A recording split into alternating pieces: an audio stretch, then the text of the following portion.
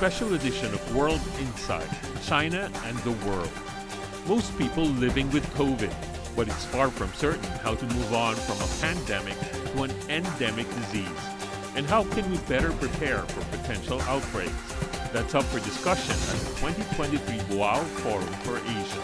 We need to think about how can you promote the public awareness. And I think the basic answer, we touch one of them, is to make sure that there are capabilities of manufacturing.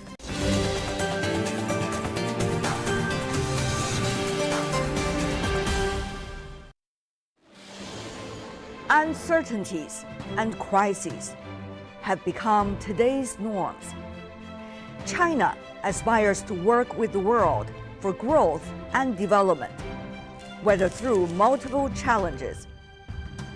Our in-person in-depth interview series, China and the World, from Beijing to Boao. We invite today's movers and shakers who see China firsthand, who frankly share their views. China and the World.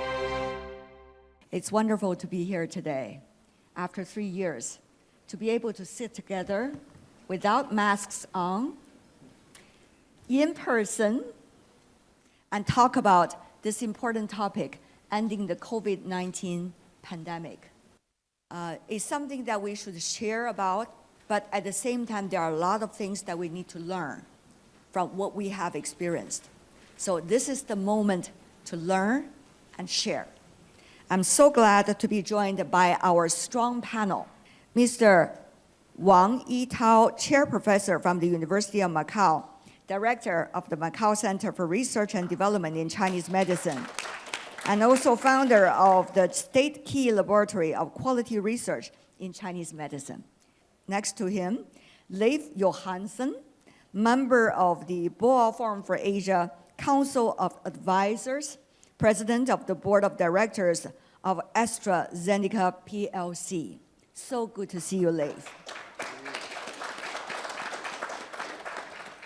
Next, Dr. George Gao, academician with the Chinese Academy of Sciences, Gao Fu 先生, President with the University of Chinese Academy of Sciences, Civic Medical School. Thank you so much, sir, for joining us. Last but not least, Klaus Schusterreiter, who is the chairman of the Swiss and Central Africa Physics Foundation. Good to see you, Klaus.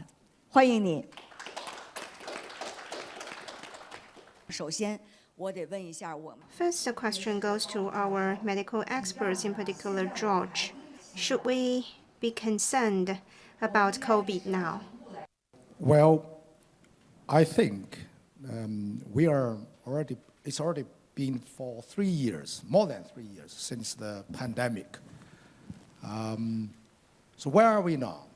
In my opinion, it's time maybe we are waiting for WHO, maybe predict for the end of a pandemic. The whole epidemic now is in the endemic era. So this is why we don't have any mask. So this is roughly where we are now. And for the last 3 years, what we should do for the future, and when you are talking about where we are, I named it in 2 English words, coronaphobia or corona hypoxia. So try to avoid those 2 words. You don't, this come back to the so-called, let's have a quote, try to get, normal life. Even from the very beginning, we are talking about 2 words we should learn. That is tolerance and resilience. So this is where we are. This is what we should do. Thank you. You see part of the population worldwide is still feeling the impact of it right now. What about here in China, and what do you see are the phenomena we need to deal with right now? Long COVID, obviously, it is a fact. The facts are the facts. So this is the science.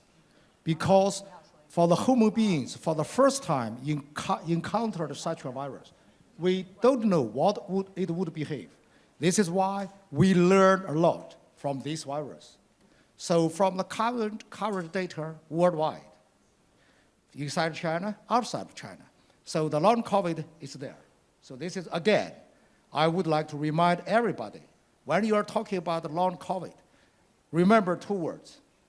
That is from Bertrand Russell, when he was interviewed by BBC in 1952. And the journalist asked him, Lord Russell, one last question. This is, anyway, this is the question. He said, for the future generation, he would tell the future generation, two words we should learn. First, intellectual. For the intellectual thing, facts are the facts. This is for the COVID. The long COVID is here. That's the fact. We have to sometimes respect the fact. So this is the size. The second thing I would say, moral. We are living in an uncertain world. This is the uncertainty of the world. So we have to think about the moral. We have to work together. This is the way we face the long COVID. Thank you. All right, thank you. Dr. Gao is giving a philosophical answer. What about you, Mr. Johansson? The theme of this is uncertainty and solidarity.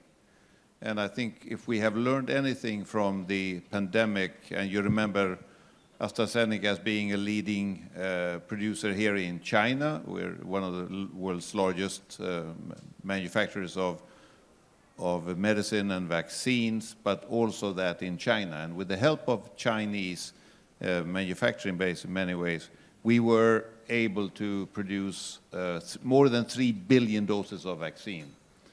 And we did that for 180 countries, and we did it at no profit. Now, I can tell you it was not the most strategically well-thought decision we have ever made. And the way it came up was simply, we were asked, can you provide help in this pandemic, in this period of uncertainty, if you wish? And can you do it with solidarity? And we decided that let's try and see what we can do. I think the lessons from that are quite a few. One is clearly collaboration. In our case, and sitting between two famous professors, the way we were able to do that was to connect to academia who had prepared in science a potential response for a virus like this, really emanating from the SARS virus. And then we were able to take that and develop it, and then also duplicate it around more than 20 different places and for 180 countries. Every one of them has a story to tell, I know. It's more than one story, I guess. Klaus, what about for you? And then I come back to Professor Wang. Well, for me, as a medical practitioner, I see doctors, I see patients every day in different countries, first of all in Switzerland, where I live, and in Central African Republic. And I see the impact of disease on the individual level.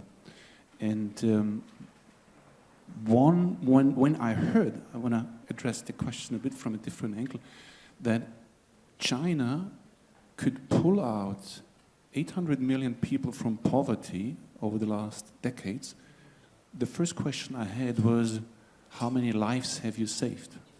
Because pulling people out of poverty towards health, you take away disease, you expect life expectancy, you improve life quality, and you create stability. And what we have seen through the COVID-19 crisis is a massive instability.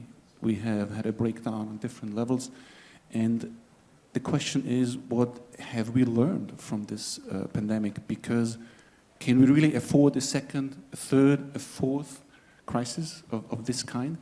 And we have big health issues ongoing on the planet. We are barely aware of, like in Central Africa, we still have pandemics like meningitis, poliomyelitis, and these diseases can affect us easily on the other side of the planet. And we have other health issues which are just massively, and I'm deviating a little bit, I'm aware of that we have a lot of people traumatized by war. We have generated 1.5 billion people traumatized by war over the last 40 years. And again, this creates instability. So the point I try to make is when we generate health, we create stability, and that provides economic growth and development. What about for you, Professor Wang? 那么中医药从看待这样一个新冠病毒感染这个流行也好，其中一个最大的观念。 For us, TCM combats COVID-19 through organic wholeness and treatment based on syndrome differentiation, and reduce the spread of virus through TCM's principle, method, recipe medicines. This time, both the public, local medical practitioners, and even foreign medical practitioners saw the advantages of TCM in COVID treatment. The individualized TCM treatment has played a particularly important role. In the pandemic, many symptoms are common, but different treatments have been used due to body constitution, different climate, and different ecologies in different parts of the country. So no matter how the virus mutates, our individualized treatment can often work better. 所以说，我们觉得面对这儿，不管病毒的变异是怎么样在走，但是呢，我们根据治疗这个人所面对的个体化的情况，所以说往往能取得更好的一些作用。Early discovery couldn't be more important for everybody. If that was not shared to the rest of the world, who knows how things would evolve since then?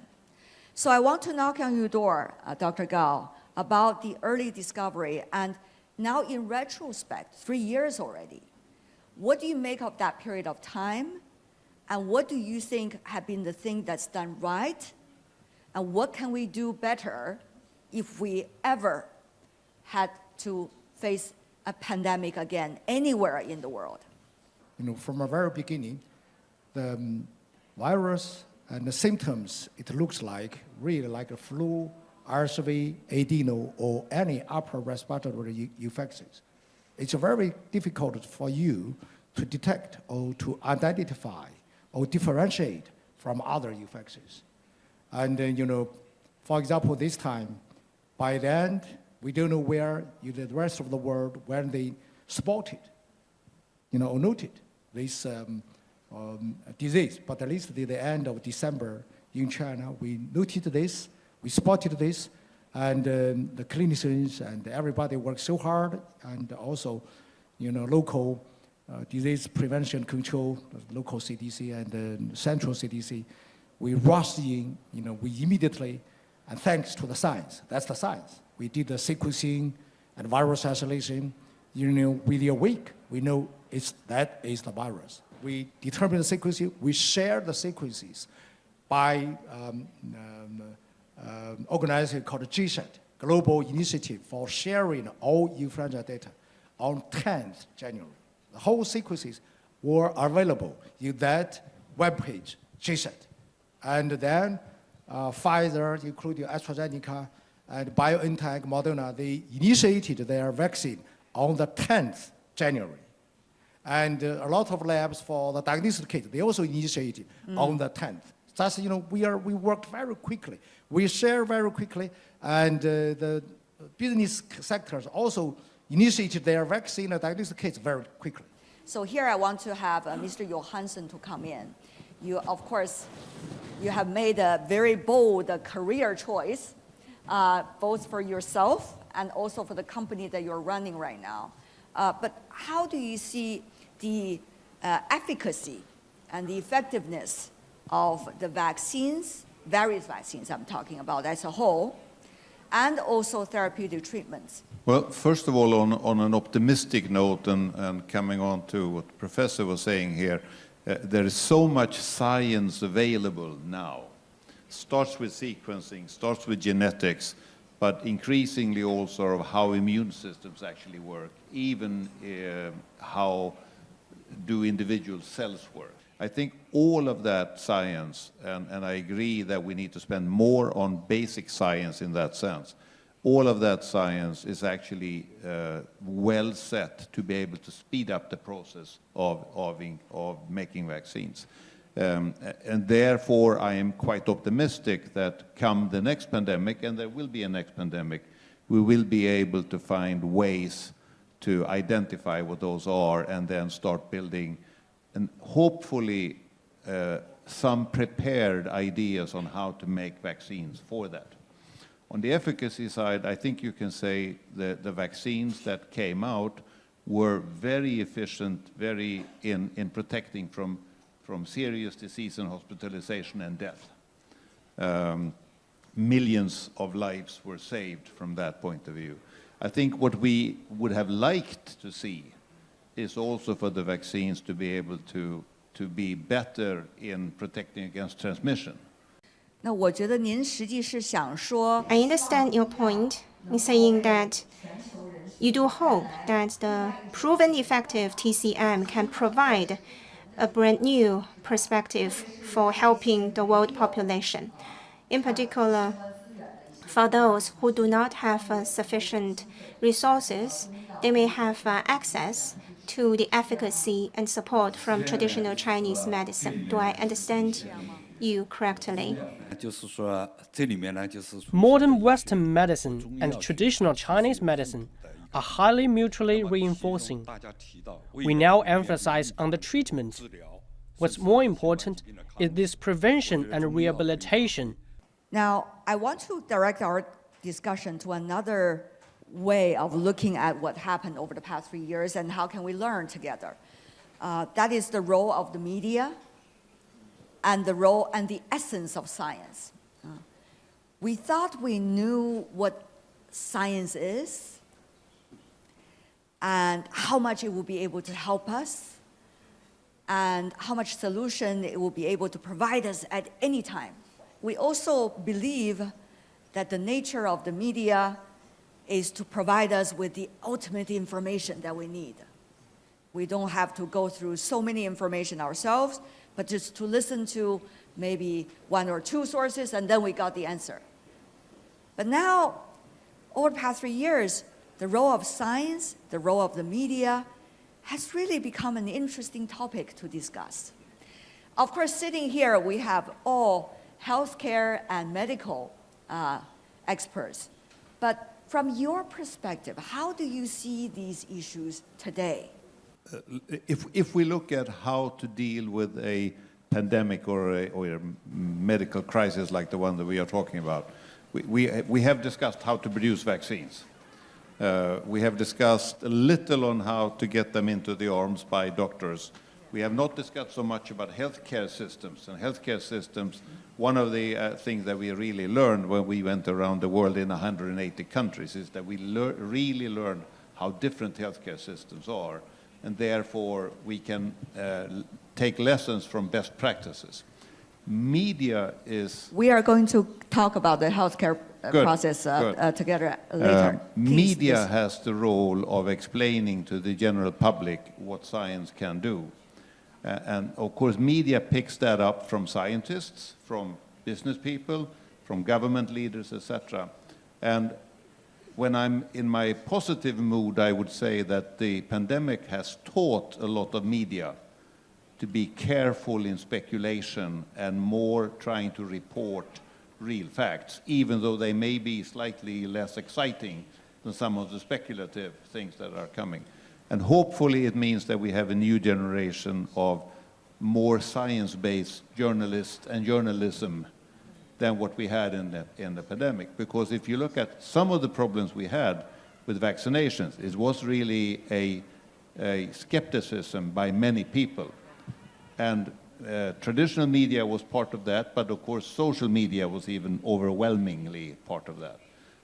And I would really request a review by media itself. How were we actually doing here? Did we do the right thing vis-a-vis our readers or subscribers? And also increase the literacy, media literacy of the general public is extremely important. Klaus, you want to say anything about this? Well, the media wants to have spectators, readers, and unfortunately negative news kind of bring people into an alert state, and they are more attracted, the people, we as human beings are more attracted to negative views. I was very surprised to see how many people came to see the doctor very scared and frightened to death because they have seen all day long just the negative news. And that's certainly not helpful when you have anxieties, a lot of fear. That suppresses the immune system. So there was definitely a negative loop from the media into the population. What about science? Now, science is like a very abstract word, Dr. Gao, if I could go to you. But this time we got to know how much it takes to understand through the scientific way, and also how limited we could be at a given time about science. Dr. Gao. Yeah, science helps us to solve some unknown, but science also has its own limitation. I think this is the public, everybody should realize this. In terms of the media would play, even for the science. So this is why we have a new branch of science. It's called epidemiology. Because the media sometimes play a very bad role for mediating the news and the informations. They put some misinformation, disinformation there. So this is why we have a new branch of science called epidemiology. So epidemiology could be caused by euvirus. I named this information virus, a euvirus. And it causes epidemic. There's all these new words related to the media. So epidemiology, epidemic, euvirus. This is the science. We should study this. Could I make another point on media? Science is actually international. All good science can be replicated. That's the term of the science. Can be replicated in different countries. And I think we could learn much better in science how to communicate, if you allow myself to be called a scientist, how we communicate better in different parts of the world. Media could do a better job of understanding what goes on in other countries. But we also understand now, I guess, that at certain point, even when we are trying our best to take advantage of science, but science has its limits at a time given, meaning there are things that scientists will be able to figure out. There are also things that scientists still do not know and do not understand. I guess that's why it's called science, isn't it?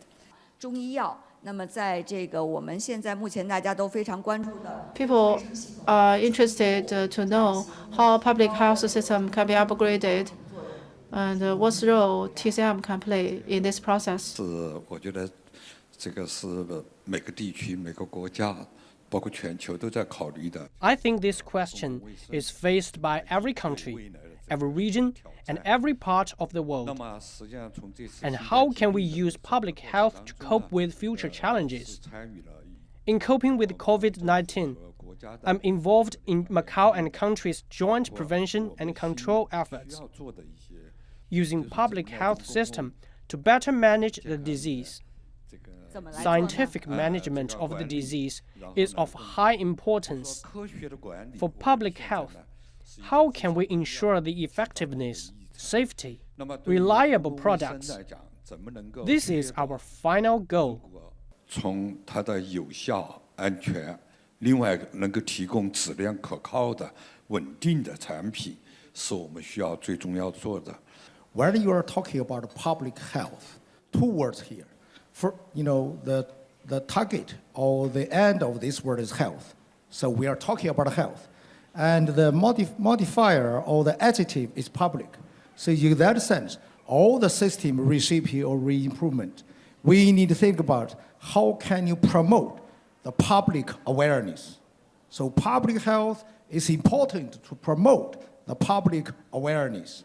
So for that, of course, you can always think about, we also discuss something about the science. That must be science-based. More importantly, from time to time, any public awareness, you need the political will. Political will is very important. Public health is not like anything else. You need strong leadership.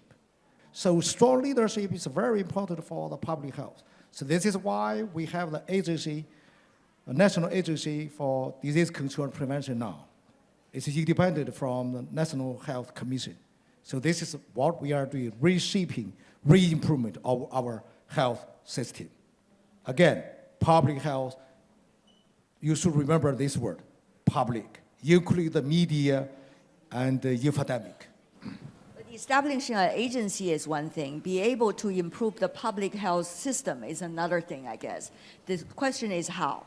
Yeah, you're right. So this is why now, under this agency, I was the DGO China CDC. Now the organization is under this agency.